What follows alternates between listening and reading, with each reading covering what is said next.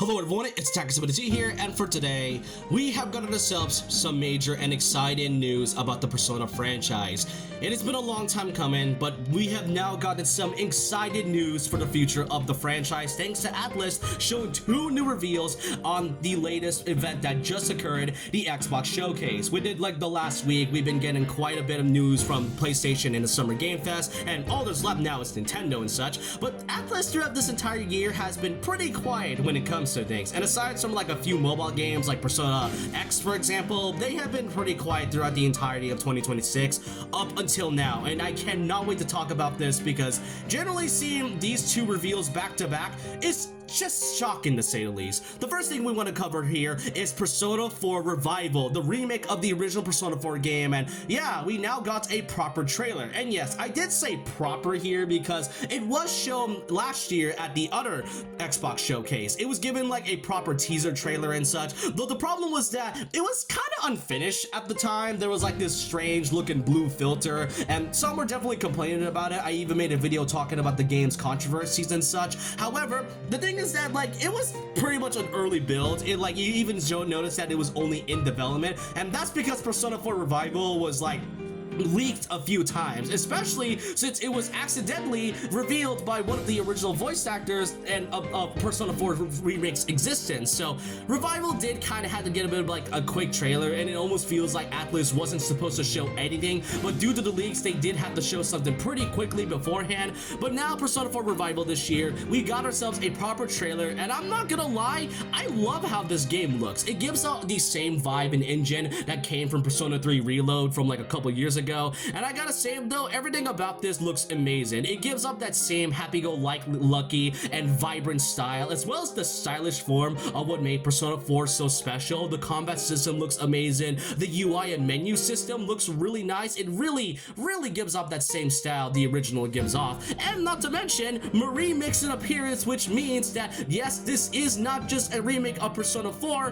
this is a remake to Persona 4 Golden. And Golden is considered to be the definitive way to play Persona 4, and I love Persona 4 Golden. It is one of my favorite titles to come from Atlus and is by far my most favorite in the Persona series, just behind Persona 5 and such. It is no doubt amazing, and seeing Marie here in this remake makes me glad that they aren't locking Golden behind like DLC and such. Lord in the behold, we want another DLC situation like what they did with Persona 3 Reload and such. But yeah, the game looks really amazing. There's only just one gripe I've had with this, and it's definitely the new voice acting. It is pretty clear by now that the original voice casting isn't gonna be here, though for some reason there are some voices that did kind of sound or like familiar to their original voice actors, like characters like Yosuke doesn't really sound like Yuri Lowenthal for example, and Teddy absolutely sounds the most different out of everything else. And personally, I will give it some time to get used to. The reason I do like Persona 3 Reload's voice acting a lot is because while the original Persona 3 is great,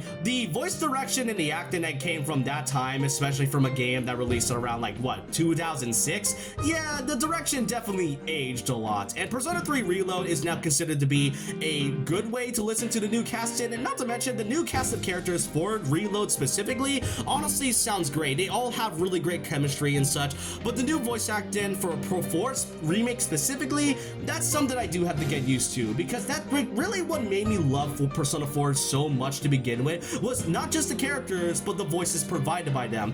Johnny Young Bosch as like the main protagonist, and Adachi is by far one of my favorite things. Yuri Lowenthal, as I said, as Yosuke is incredible, and really like the chemistry between the casting from the original is what made Persona 4 so special to me. So as I said, I do want to give it some time before I get used to like the new voice casting. I will give them a chance and such, as long as the voice directing and as well as the chemistry between all of them is great. But yeah, Persona 4 is now given a proper trailer, and it's gotten a release date for February 18, 2027. It'll be releasing on consoles such as all Xbox versions, Steam, PC, and PlayStation 5. Not the Switch 2, weirdly enough, which is pretty interesting to say the least. All I can really say though is that, yeah, I do expect a Switch 2 version. I mean, if Persona 3 Reload gets a Switch 2 version like last year, I wouldn't be surprised if Revival gets that same thing. And it does make me kind of think as to whether or not I should get Revival, because I love Golden, and there definitely was some things that could be fixed from the original, and makes me kind kind of wonder if I should get Revival at some point. But that's only one of the announcements that provided by Atlus, as we then get to, if not the biggest one to come from Persona. It has been a long time coming, and it has been so long, and after all these years, we finally made it, guys. Persona 6 is finally real. They have fully announced the 6th entry to the mainline franchise, and I cannot be more happy. We now got a new teaser as well as some new details about the future of Persona 6, and from the way this trailer looks, it gives off an incredibly different vibe from the last few Persona titles.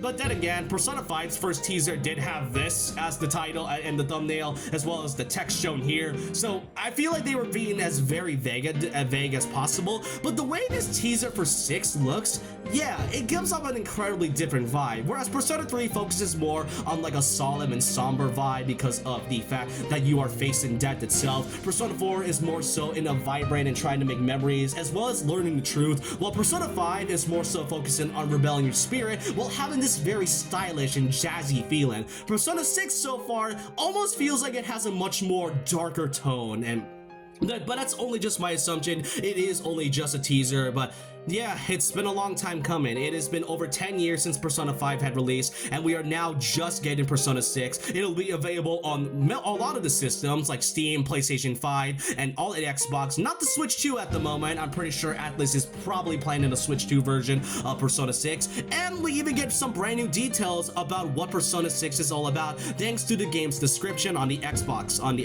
website. Here it says that with over 30 million copies sold worldwide, the Persona series has defined a new generation of RPG storytelling. Now, after all these years of anticipation, the next installment is finally revealed. Persona 6 brings everything beloved about the series into a bold new story. The signature blend of heartfelt daily life and pulse-pounding supernatural adventures returns, wrapped around a completely fresh standalone story and a new cast of characters. Whether you've been with the Persona series since the beginning, or this being your very first Persona experience, you belong here. Unleash your persona, forge unbreakable bonds, awaken the power of Persona, a manifestation of your innermost self, and discover the others who share this extraordinary ability.